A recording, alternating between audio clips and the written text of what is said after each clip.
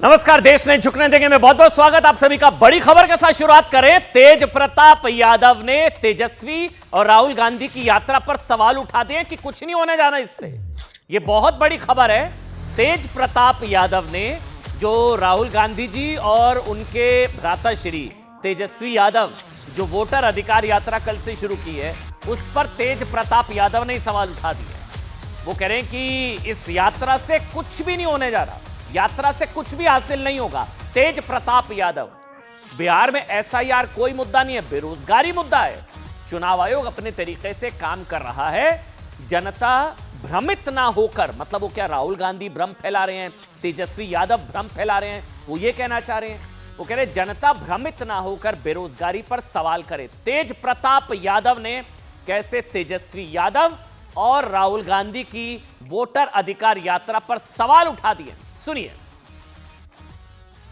तेजस्वी जी लोग यात्रा लगा रहे हैं, अपना मुद्दा को रख रहे हैं, लेकिन ये सब मुद्दा से कुछ होना जाना है नहीं। मुद्दा होना चाहिए शिक्षा का, स्वास्थ्य का, बेरोजगारी का, ये सब मुद्दाएं होनी चाहिए। हम तो कहे तो आपको एसआईआर को लेकर के चुनाव आयोग अपने तरीके से काम कर रहा है और ये लोग अपने तरीके से काम कर रहे हैं, तो इससे लोग थोड़ा सा भ्रमित हो रहा है। तो इस भ्रमित में ना रहे, लोग इन चीज़ों से दूर रहे और जो अपना काम है उस पर फोकस ज़्यादा लोग करें। लोग चाह रहा है कि इसी में भरमा करके इसी सब चीज़ में रखे और विरोधी जो है रोटी सीख ले। तो इन चीज़ों से बचना चाहिए और जो आपका बेरोजगारी का मुद्दा है उस पर लोगों को सवाल करना चाहिए। ये बहुत बड़ी खबर है। तेज प्रताप यादव तेजस्वी यादव की यात्रा पर ही सवाल उठा रहे हैं कि इस यात्रा से कुछ होना जाना नहीं है, ये कोई मुद्दा नहीं है, एसआईआर कोई मुद्दा ही नहीं है। वो तो कह रहे हैं कि जनता भ्रमित ना हो, मतलब क्या तेजस्वी यादव भ्रम फैला रहे हैं जनता में, ये तेज प्रताप यादव भी समझ रहे हैं। क्योंकि हाईकोर्ट से लेकर सुप्रीम कोर्ट, अभी तो सुप्रीम कोर्ट की तरफ से भी इसको लेकर क्या फैसला है महाराष्ट्र चुनावों को लेकर, वो मैं आपको बताऊंगा। लेकिन ये बहुत बड़ी खबर है।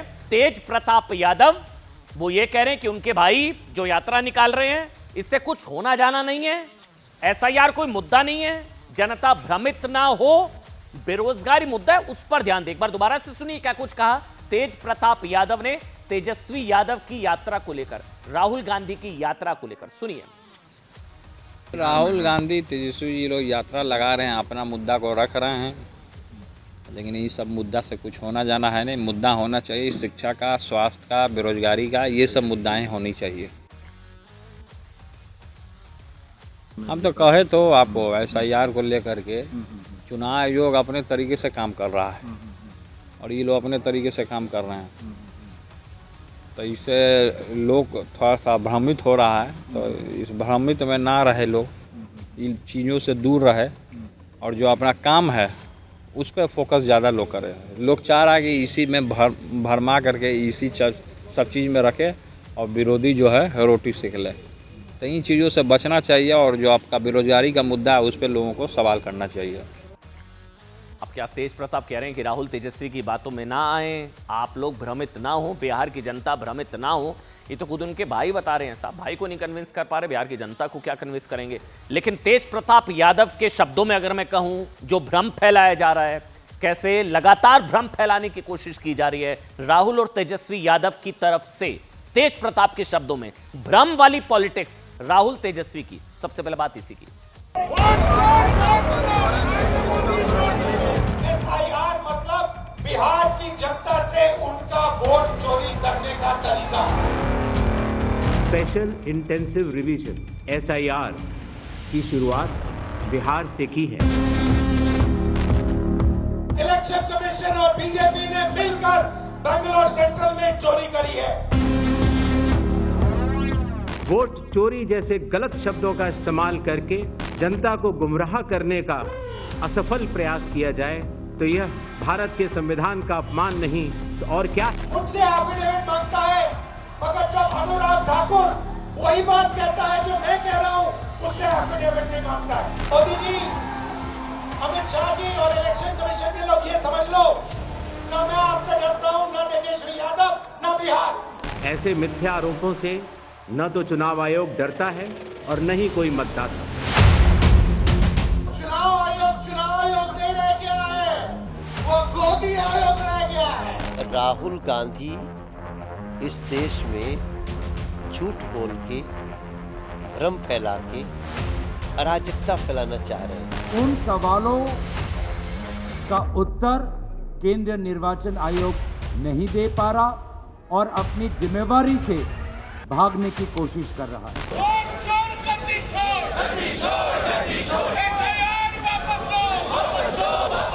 सच्चाई है कि उनका वोट डिलीट हो रहा है। ऐसा लग रहा है कि कहीं ना कहीं वोट चोरी हो रही है, तो इलेक्शन कमीशन को प्रूफ के साथ आना चाहिए कि नहीं हो रही है। संवैधानिक संस्थाओं को गाली देने का इनका रिकॉर्ड पुराना है। तो इलेक्शन कमीशन की जवाबदेही है उस तथ्य का जवाब दे। राहुल गांधी पर बोलने से कोई फर्क नहीं पड़ने वाला। इंडिया अलायंस के आरजेडी हो, कांग्रेस पार्टी हो, वो लड़ाई लड़ रहे हैं। संविधान की आड़ लेकर के संविधान की धज्जियां नहीं उड़ाई जा सकती। गारंटी कह रहा हूँ, वोट चोरी की सच्चाई हिंदुस्तान के हर नागरिक के सामने, आंखों के सामने हम रख दें। बीजेपी का दावा है कि मोहब्बत की दुकान खोलने का दावा करने वाले राहुल गांधी अविश्वास वाली अराजकता देश में फैलाना चाहते हैं। वैसे आपको याद है, राहुल गांधी ने आज से ठीक 7 महीने 3 दिन पहले 15 जनवरी को एक बयान दिया था, जिसमें उन्होंने कहा था, मुझे शब्द अच्छे से याद है, कि उनकी लड़ाई सिर्फ बीजेपी आरएसएस से नहीं, इंडियन स्टेट से भी है। ये वो बयान भी है, आज हमने निकाला वो बयान, ये 7-8 महीने पहले पुराना इनका बयान। इन्होंने कहा था, मेरी लड़ाई इंडियन स्टेट से है, इंडियन स्टेट से मेरी लड़ाई है। इंडियन स्टेट से राहुल गांधी के इस ऐलाने जंग को लेकर तब बड़ा बवाल हो गया था कि इंडियन स्टेट से लड़ेंगे राहुल गांधी। अब इसे लेकर राहुल गांधी के खिलाफ कुछ एफआईआर्स भी हुई थी। तब बीजेपी समेत कई लोगों ने कहा था कि राहुल गांधी ने देश के खिलाफ जनता में विद्रोह भड़काने की कोशिश की है। इंडियन स्टेट के खिलाफ लड़ाई, इंडियन स्टेट से लड़ूंगा मैं, यह ऐलान किया था राहुल गांधी ने। आज चुनाव आयोग से आर पार की लड़ाई, अधिकारियों को धमकाने से लेकर मुख्य चुनाव आयुक्त के खिलाफ महाअभियोग के प्रस्ताव की चर्चा। क्या राहुल गांधी के उसी इंडियन स्टेट से ऐलाने जंग की क्या शुरुआत हो गई है? क्या राहुल की इंडियन स्टेट से लड़ाई शुरू हो चुकी है? क्या इसको वाकई गंभीरता से लेने की जरूरत है? क्या वोट चोरी वाली टूल किट उसी इंडियन स्टेट से लड़ाई का हिस्सा है? क्या राहुल गांधी की इंडियन स्टेट से लड़ाई शुरू हो चुकी है?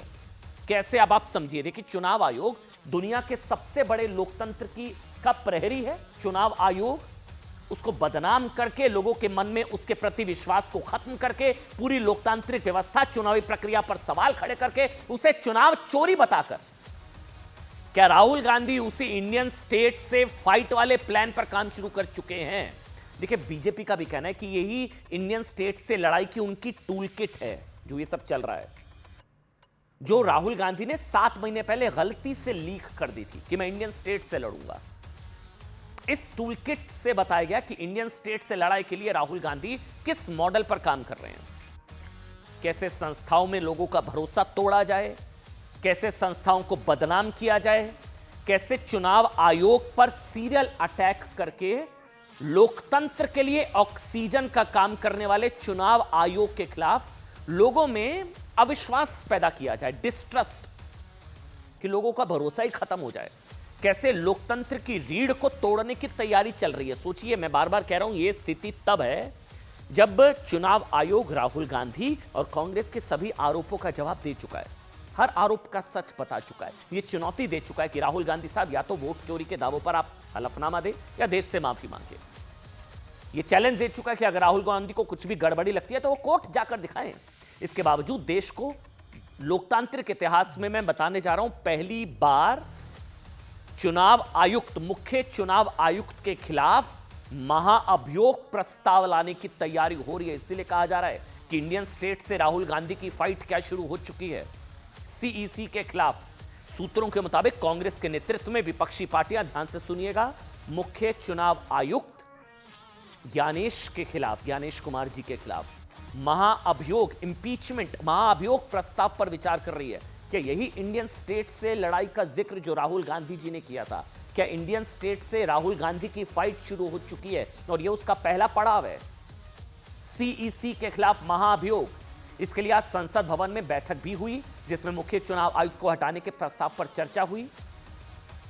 कांग्रेस के राज्यसभा सांसद नासिर हुसैन ने भी कहा है कि चुनाव आयोग के खिलाफ कांग्रेस भी संवैधानिक हथियार इस्तेमाल करने के लिए तैयार है।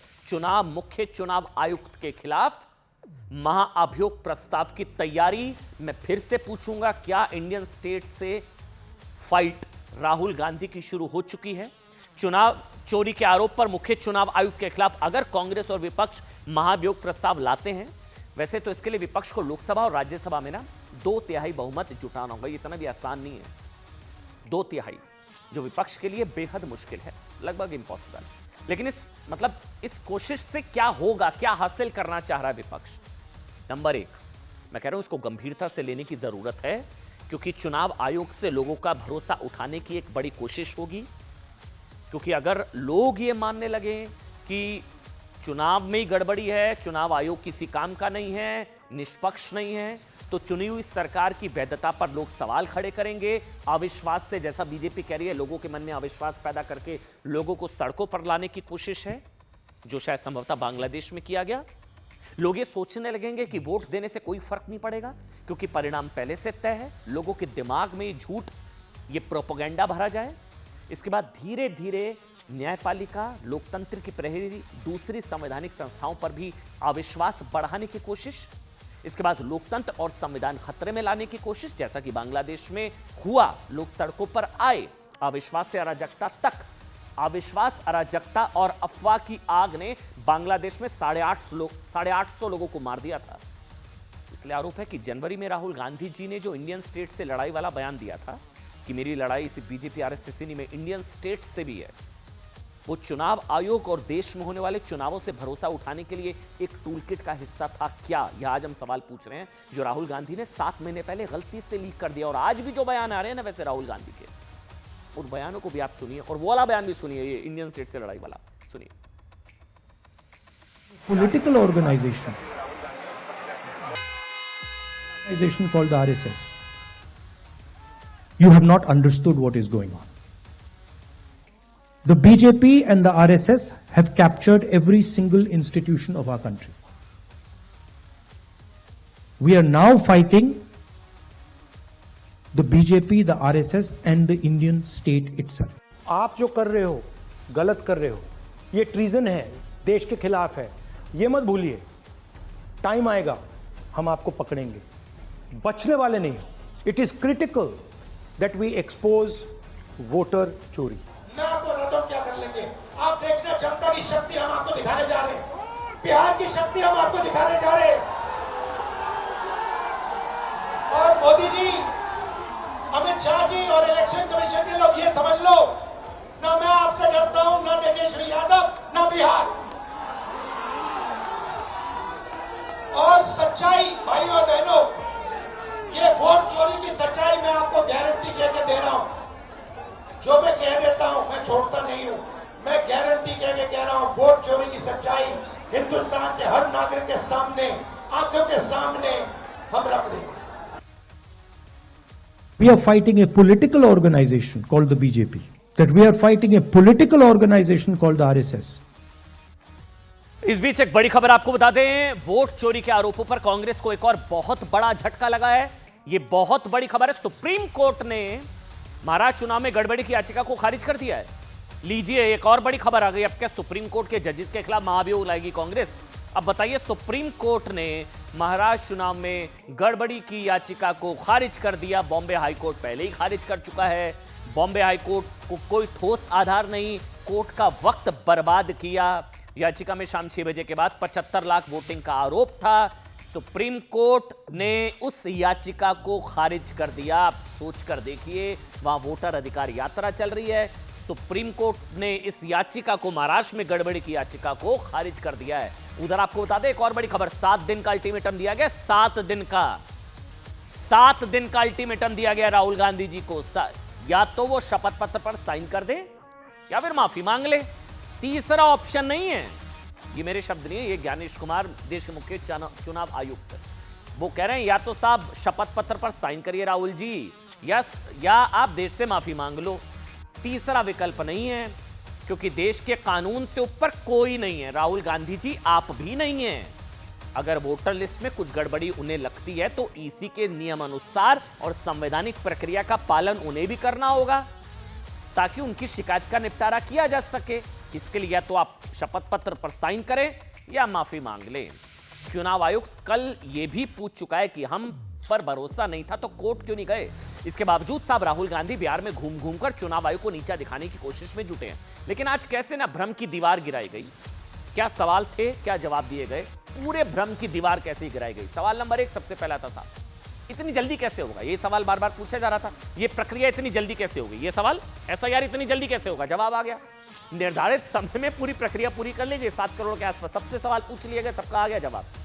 दूसरा सवाल दिखाइए कि इतनी हड़बड़ी क्या है, हड़बड़ी की जरूरत क्या थी। जवाब आ गया। इस पर चुनाव आयोग का जवाब था कि लोक प्रतिनिधित्व कानून कहता है कि हर चुनाव से पहले मतदाता सूची शुद्ध करनी होती है। ये साहब हमारी संवैधानिक जिम्मेदारी है। ये चुनाव आयोग कह रहा है, हम क्या ना क्यों ना करें। तीसरा सवाल, अच्छा चुनाव से पहले ही क्यों, चुनाव से पहले ही क्यों।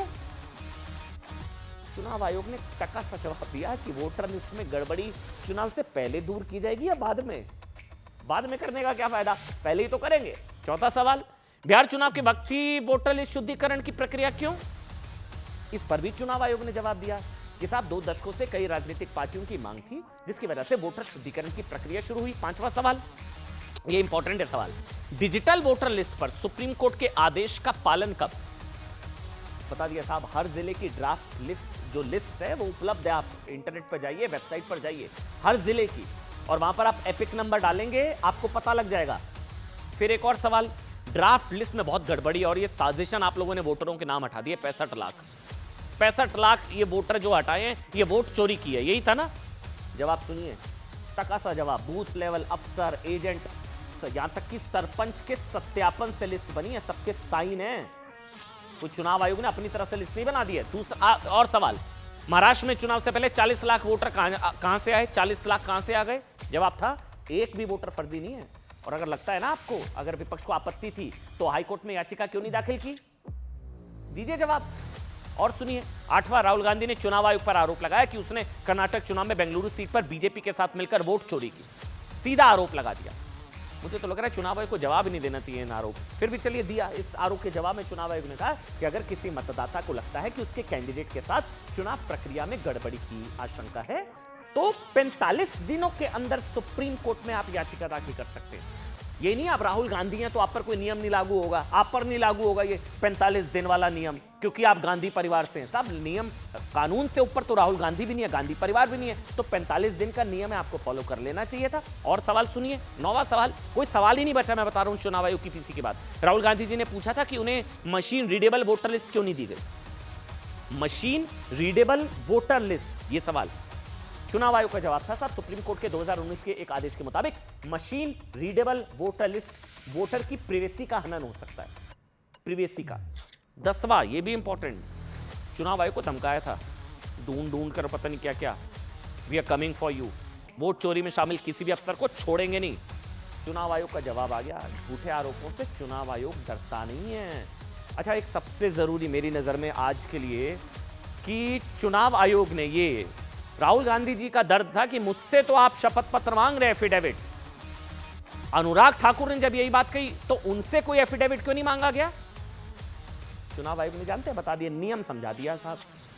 नियम समझाते हुए बताया कि अगर मतदाता किसी दूसरे निर्वाचन क्षेत्र में गड़बड़ी की शिकायत करता है, अगर आप उस कॉन्स्टिट्यूएंसी के वोटर नहीं है, समझिए, अगर उस कॉन्स्टिट्यूएंसी के आप वोटर नहीं है और वो शिकायत करना चाहता है तो फिर आपको एफिडेविट देना जरूरी होगा। ना आप कैंडिडेट हैं, ना आप उस कॉन्स्टिट्यूएंसी के वोटर हैं, आप हैं क्या, आप करना चाहते हैं शिकायत तो आप एफिडेविट दे दीजिए।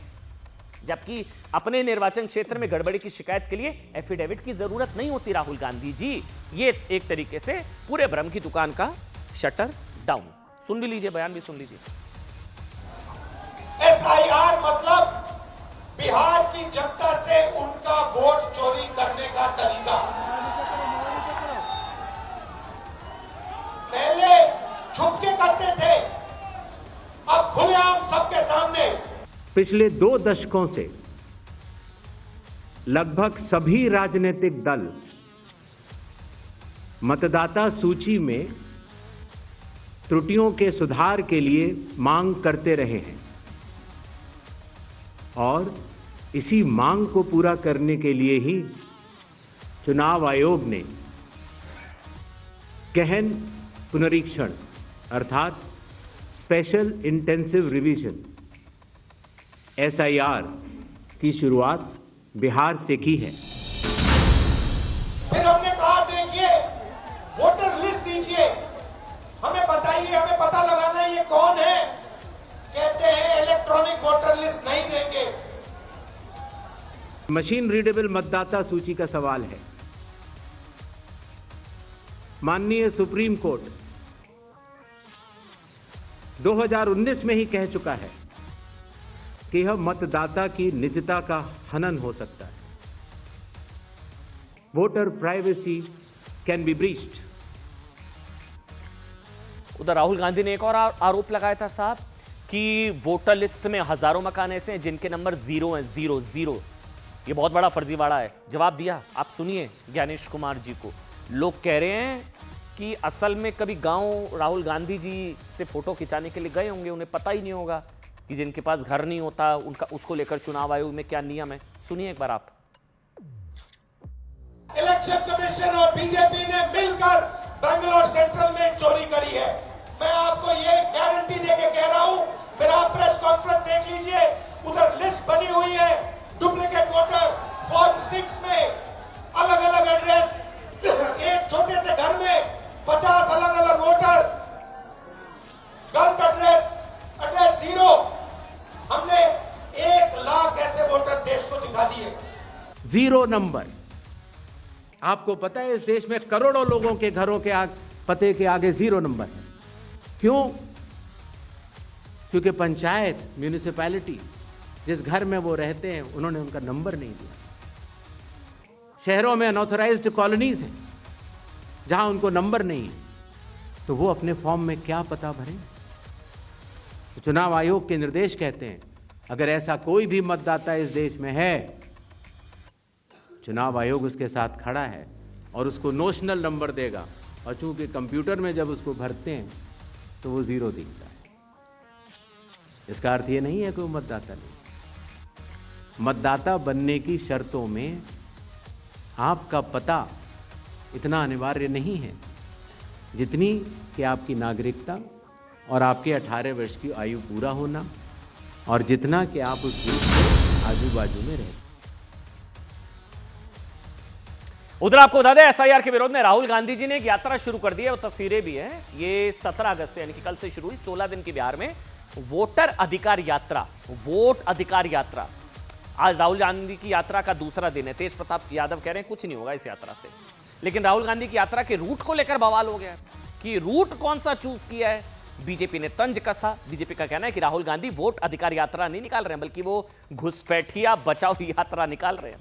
बीजेपी ने आरोप लगाते हुए बिहार का एक मैप शेयर किया। वो राहुल गांधी जी की यात्रा का रूट है उसमें, जिसमें राहुल गांधी जी की यात्रा का जो रूट दिखाया गया है कि बिहार में चुनाव से ठीक पहले राहुल गांधी ने यात्रा के लिए खास तौर पर बिहार के उन जिलों को चुना जहां मुस्लिम आबादी हिंदू आबादी की तुलना में ज्यादा है।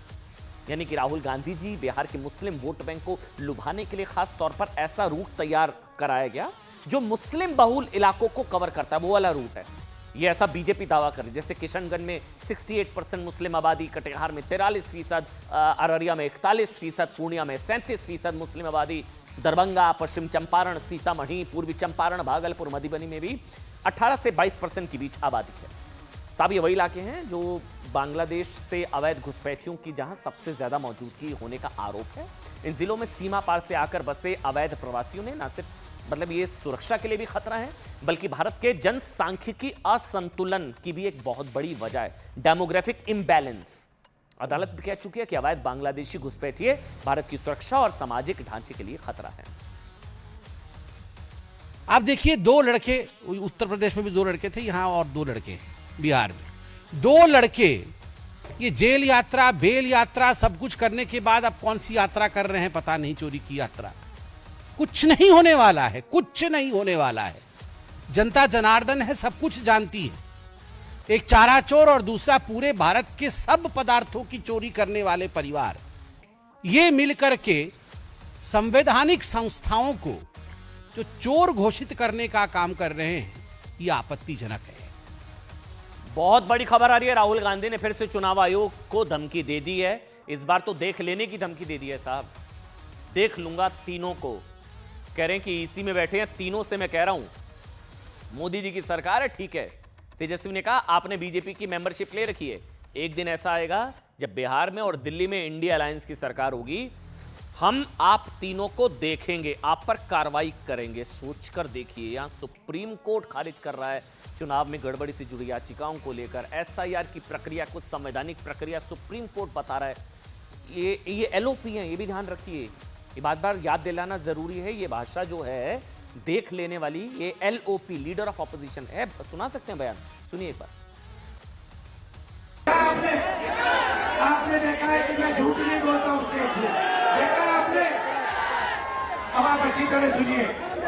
और ये जो इलेक्शन कमीशन बैठे हैं, इलेक्शन कमिश्नर बैठे हैं, इन तीनों से मैं कह रहा हूं, आप एक बात समझ लो, मोदी जी की सरकार है, वो सब ठीक है। तेजस्वी जी ने कहा आपने बीजेपी की मेंबरशिप ले रखी है, आप बीजेपी के लिए काम कर रहे हो, मगर एक बात समझ लो, एक दिन ऐसा आएगा जब यहाँ पे बिहार में और दिल्ली में इंडिया गठबंधन की सरकार होगी, फिर हम आप तीनों को देखेंगे, कार्रवाई आपके खिलाफ करेंगे, और पूरा देश जिससे आपने चोरी की है, आप तीनों को देख लेंगे। चुनाव आयोग के अधिकारियों को देख लेने की धमकी यह राहुल गांधी की तरफ से दी जा रही है, खुलेआम खुले मन से एलओपी की धमकी, देख लेंगे। उधर एनसीईआरटी ने इतिहास को देख लिया पीछे, भूल सुधार कर दिए हैं, कांग्रेस की सांसें चढ़ी हुई हैं, दिखाएंगे अब आपको। अब बात इसी की।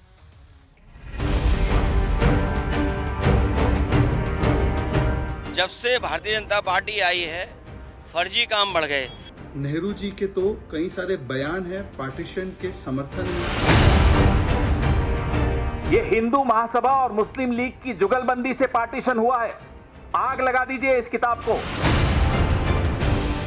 पूरी एनसीईआरटी को चैलेंज करता हूँ, आ जाएं, अकेले मुझसे ही वाद विवाद कर लें, किस तरह क्यों पार्टीशन आया, तभी बता देंगे। इतिहास को अगर देखेंगे तो हिंदू महासभा और आरएसएस हमेशा से टू नेशन थ्योरी का सपोर्ट करते रहे। ये जो विभाजन हुआ देश में, उसमें आरएसएस और विश्व हिंदू परिषद की भूमिका क्या रही है? पार्टीशन से आज हमारे को ब्लेम कर रहे हैं, हम कैसे जिम्मेदार हैं उसके मुसलमान? वो हिस्ट्री को डिस्टॉर्ट करके कुछ नैरेटिव वो सेट करना चाहता है। विभाजन की विलन कांग्रेस, ये मैं नहीं कह रहा हूं, एनसीईआरटी का मॉड्यूल कह रहा है नया। विभाजन की विलन कांग्रेस। आज से 78 साल पहले आजादी के नाम पर जिस तरह भारत के दो टुकड़े हुए, मां भारती के सीने पर विभाजन की रेखा खींच दी गई, 10 लाख लोगों की हत्या हुई, इतिहास का सबसे बड़ा पलायन हुआ, बंटवारा, 1 लाख से ज्यादा महिलाओं का बलात्कार, लाखों घर लूटे गए, दुकानें घर जला दिए गए, गांव जला दिए गए। क्या सबकी जिम्मेदार कांग्रेस है? क्या कांग्रेस की बंटवारे वाली सोच की वजह से भारत का बंटवारा हुआ, भारत टुकड़े टुकड़े हुआ, लाखों लोगों को जीते जी नर्क भोगना पड़ा? और सबसे बड़ा सवाल ये कि क्या बंटवारा टल सकता था? ये सवाल पर भी बात करिए ना कि मां भारती के सीने पर जो बंटवारे की लकीर खींच दी गई और भारत के टुकड़े टुकड़े हुए, क्या वो टल सकता था? आज ये सवाल क्यों पूछ रहा हूं? क्योंकि साहब एनसीईआरटी, ठीक, national council of educational research and training, NCERT एक स्वायत्त संस्था है जो शिक्षा मंत्रालय के लिए काम करती है। ये राष्ट्रीय पाठ्यक्रम की रूपरेखा तैयार करती है और किताबें प्रकाशित, एनसीईआरटी। इन किताबों का उपयोग सीबीएसई के कक्षा 1 से 12 तक के विद्यार्थियों द्वारा किया जाता है। अब सुनिए, इस संस्था एनसीईआरटी ने एक मॉड्यूल जारी किया है। अच्छा, वो चल भी रहा है इस वक्त, पढ़ भी सकते हैं आप। इस मॉड्यूल का नाम है कल्प्रिट्स ऑफ द पार्टीशन, यानी कि विभाजन के गुनहगार, विभाजन के विलन। इस आर्टिकल में 3 नामों को बंटवारे का विलन बता दिया गया है। बंटवारे के विलन कौन कौन? पहला नाम वो तो है ही जिन्ना, जिन्ना तो है ही, इससे तो किसी को कष्ट नहीं होगा ना, जिन्ना, जिसने मुसलमानों के लिए अलग देश की मांग की। दूसरा नाम कांग्रेस पार्टी का, जिसने जिन्ना की सांप्रदायिक मांग को के आगे घुटने टेक दिए, फोटो नेहरू जी की लगी है, स्वीकार भी किया। और तीसरा लॉर्ड माउंटबेटन का, जिसने जल्दबाजी में विभाजन को अंजाम दिया। 3, नेहरू, जिन्ना, माउंटबेटन। इन तीनों नाम में से किसी को शायद आपत्ति ना हो एनसीईआरटी के नए मॉड्यूल के हिसाब से। कांग्रेस पर विभाजन का चैप्टर तब है जब खुद को गांधीवादी कहने वाली कांग्रेस ने विभाजन के लिए महात्मा गांधी के विचारों को भी एक तरीके से छोड़ दिया, बॉयकॉट कर दिया। साहब, महात्मा गांधी ने कई बार कहा था कि भारत का बंटवारा किसी जीवित इंसान के टुकड़े कर देना जैसा है। महात्मा गांधी जी ने कहा था। महात्मा गांधी ने एक बार नहीं साहब, कई बार सार्वजनिक मंचों पर यह बात स्वीकार की थी। 1940 में दिल्ली की प्रार्थना सभा में गांधी जी ने कहा था, भारत को 2 हिस्सों में बांटना वैसा ही है जैसे किसी जीवित शरीर को काटना। 1942 में हरिजन में उन्होंने लिखा, भारत का विभाजन करना उसकी आत्मा को चीरने जैसा है। बिल्कुल ठीक बात है। 1946 में भी उन्होंने दोहराया कि भारत का विभाजन संभव नहीं है, इसे तोड़ना ऐसा होगा जैसे किसी इंसान को बीच से काट डालना। इसके बावजूद बंटवारा हुआ, उसके लिए कांग्रेस जिम्मेदार, भारत के 2 टुकड़े हुए। आरोप है कि कांग्रेस ने सिर्फ सत्ता मोह के लिए मुस्लिम लीग और अंग्रेजों के आगे सरेंडर कर दिए। अच्छा, अब मॉड्यूल है, मैं वही पढ़ता हूं, ऐसा करता हूं। एनसीईआरटी का नया मॉड्यूल भी यही बताता है।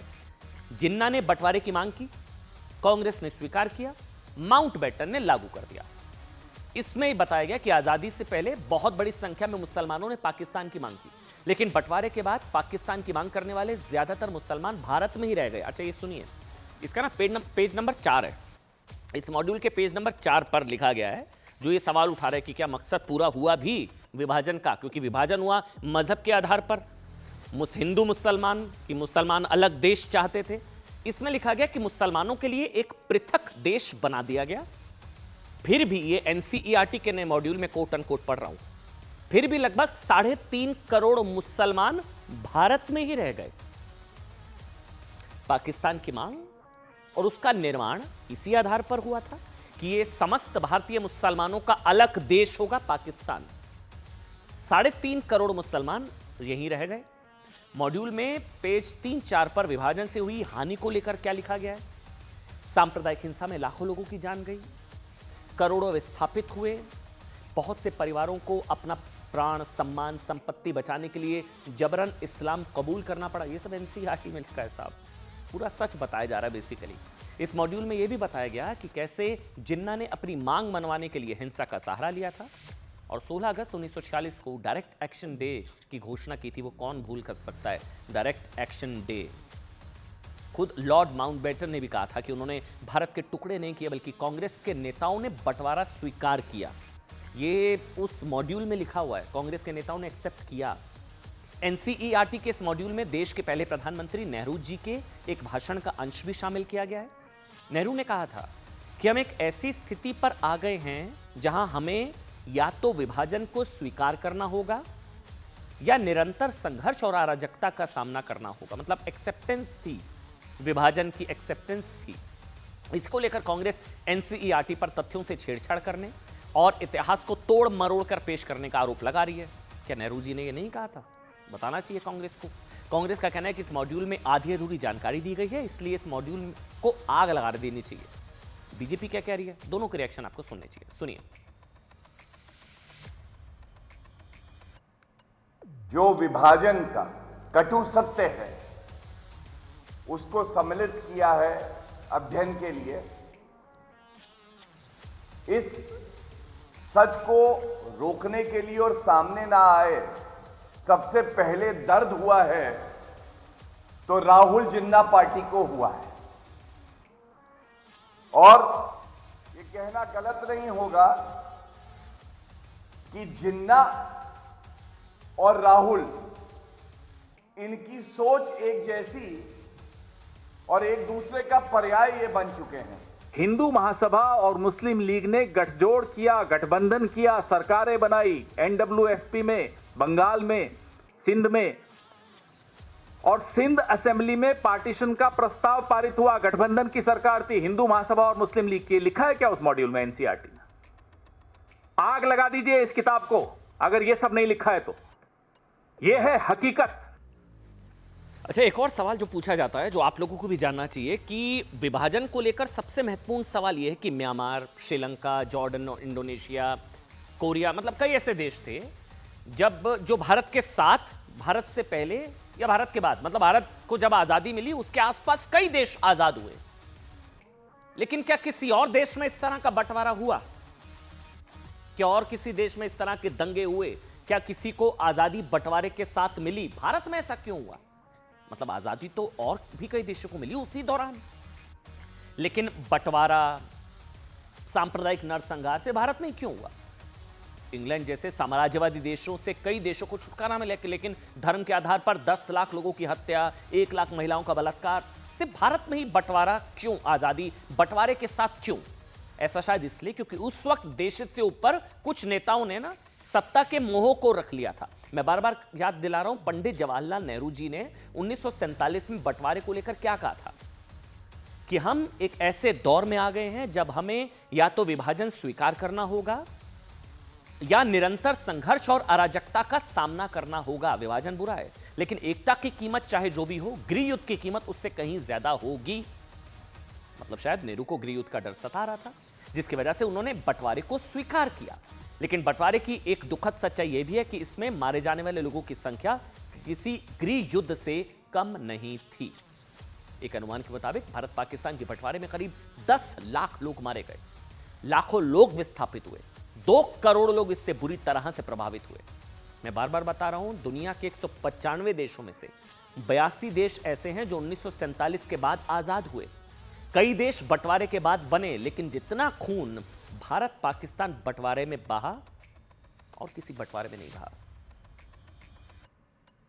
एक तरफ मुस्लिम लीग, एक तरफ Congress party led by Nehru और एक तरफ माउंटबेटन, और आखिरी में पार्टीशन को, विभाजन को रोक कौन सकता था? कांग्रेस और मुस्लिम लीग। रोका किसने नहीं? कांग्रेस और मुस्लिम लीग। नेहरू जी के तो कई सारे बयान हैं पार्टीशन के समर्थन में।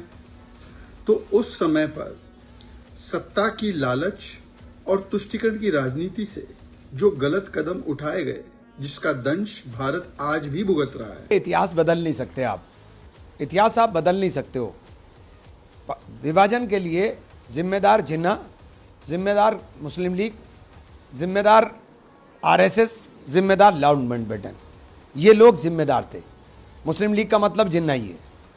सबसे पहले 2 राष्ट्र की जो थ्योरी दी थी वो सावरकर साहब ने बोली थी, गुरु गोलवालकर ने बोली थी।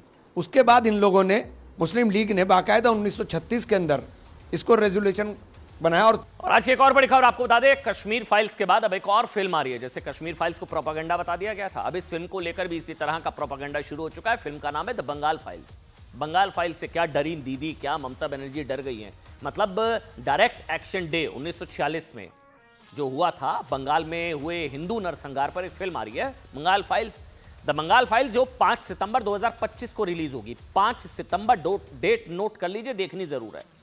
इस फिल्म का कोलकाता में ट्रेलर रिलीज तक नहीं होने दिया गया। अभिव्यक्ति की आजादी, बड़ी बड़ी बातें, लेकिन बंगाल कोलकाता में ट्रेलर रिलीज नहीं होने दिया गया। 2 दिन पहले 16 अगस्त को कोलकाता में इस फिल्म का ट्रेलर लॉन्च होना था। ये वो तस्वीरें थी। हंगामा खड़ा हो गया, पुलिस आ गई, फिल्म का ट्रेलर नहीं चलाने दिया गया, बवाल हो गया साहब वहां पर। फिल्म के निर्माता निर्देशक विवेक अग्निहोत्री ने आज एक प्रेस कॉन्फ्रेंस की, बंगाल की ममता सरकार पर हमला बोला। विवेक अग्निहोत्री ने कहा कि पहले उनके खिलाफ एफआईआर दर्ज कराई गई, इसके बाद एक थिएटर में ट्रेलर लॉन्चिंग का कार्यक्रम रद्द कराया गया, और आखिरी में जब उन्होंने एक होटल में, अच्छा ये जो तस्वीर है ना, एक होटल के अंदर प्राइवेट मतलब तरीके से स्क्रीन पर ट्रेलर को लॉन्च करने की कोशिश की, वहां भी टीएमसी के कार्यकर्ता और बंगाल की पुलिस ने उन्हें ट्रेलर नहीं चलाने दिया। फिल्म से जुड़ी टीम और पुलिस वालों के बीच तीखी बहस भी हुई। विवेक अग्निहोत्री का आरोप है कि साहब पुलिस ने बिना वजह बताए उनके कार्यक्रम को रद्द करा दिया गया। ये सब ममता सरकार के इशारे पर हो रहा है। वैसे ये जो काले सच जो है ना, ये पूरा जो काला सच है इस फिल्म के जरिए बताने की जो कोशिश की गई है, डायरेक्ट एक्शन डे, वो सब आपको ये फिल्म बताने की कोशिश करेगी। लेकिन बीजेपी टीएमसी कैसे आमने सामने है ना, वो सुनिए द बंगाल फाइल्स को लेकर। पूरा बीजेपी नैरेटिव के लिए कभी कश्मीर, कभी केरल, कभी बंगाल टारगेट करके मैलाइन करने का असाइनमेंट उसका ऊपर है। वो कोई फिल्म ही नहीं है, वो एक वीडियो है assign by Bhajpa. Kashmir files भी सबका मोबाइल में है, बंगाल फाइल्स भी चला गया है। मैं आभारी हूँ विवेक अग्निहोत्री जी, उन्होंने इसको खुलासा किया, एक्सपोज किया। ये पुलिस गुंडा पुलिस है। ये पुलिस मेडिकल कॉलेज का डॉक्टर बहन का माता का ऊपर लाठीचार्ज करता है। ये पुलिस नहीं है, ये गुंडा है। ये पुलिस और एक्सट्रीमिस्ट का बीच कोई इसका सेपरेशन ही नहीं है। ये गुंडा पुलिस है, ममता पुलिस है। होटल में ये चल रहा था, ये होटल वाला बोल सकते हैं क्यों ये बंद हुआ है, लेकिन हमारे कहने की बात ये है कि गवर्नमेंट अगर चाहते हैं कि पीस रहना है, इसके लिए कुछ भी कर सकते हो। ये हमारे कॉन्स्टिट्यूशन। अच्छा, फिल्म से डर क्यों है? डायरेक्ट एक्शन डे क्या? दरअसल 16 अगस्त 1946 को जिन्ना की मुस्लिम लीग ने अलग मुस्लिम राष्ट्र की मांग को लेकर देश भर में हड़ताल और प्रदर्शन का ऐलान किया। देश के कई हिस्सों में मुस्लिम लीग ने प्रदर्शन किया, लेकिन कोलकाता में यह प्रदर्शन हिंसक हो गया। बंगाल में उस वक्त मुस्लिम लीग की सरकार थी, जिसकी कमान सोहरावर्दी के हाथों में थी। सोहरावर्दी ने इस आंदोलन और प्रदर्शन को कामयाब बनाने के लिए उस दिन बंगाल में छुट्टी का ऐलान कर दिया। प्रदर्शन के लिए जब मुस्लिम लीग के लोग सड़कों पर उतरे तो उन लोगों ने हिंदुओं को निशाना बनाया। एक तरीके का नरसंहार हुआ था। बंगाल में मुस्लिम लीग की सरकार थी और मुस्लिम लीग के गुंडों को बंगाल के मुख्यमंत्री की खुली छूट थी। यही वजह है कि बड़ी संख्या में प्रदर्शन में शामिल मुस्लिम लीग के गुंडों ने इस दौरान हिंदुओं के घरों में भी आग लगा दी। और इसी का सच जब बताने की कोशिश की जा रही है तो बंगाल में बवाल छिड़ गया। भारी बारिश से मुंबई में हाहाकार।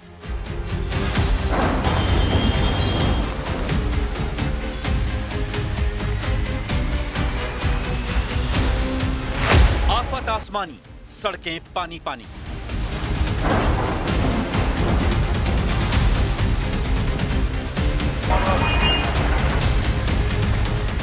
बारिश के रेड अलर्ट से जनता परेशान। मॉनसून की तेज रफ्तार का असर देखिए, मुंबई की रफ्तार पर ब्रेक लग गया। भारी बारिश के बाद मुंबई का अंधेरी सबवे पानी से लबालब हो गया। कुछ ही देर की बारिश में पानी इतना ज्यादा बढ़ गया कि अंधेरी सबवे बंद करना पड़ा। निचले इलाके में होने की वजह से अंधेरी सबवे की हर बार की यही कहानी है।